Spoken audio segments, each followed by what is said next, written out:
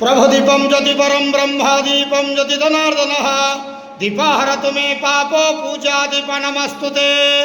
महाप्रभु धवलेश्वराय नमः। संसार सुखी रख।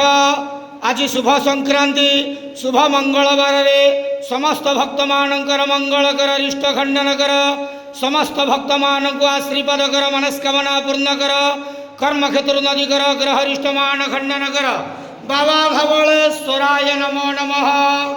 प्रभु वंदे देव उमापति सुरगुरु वंदे जगत कारणम वंदे वर्णक भूषण मृगहरम वंदे वसूनां पते वंदे सूर्य सुसंग वर्णनेन वंदे मुकुंद प्रियम वंदे भक्तम स्वयं च वरदम वंदे शिव शंकरम।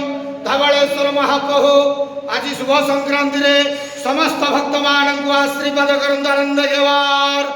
हरि बोलो।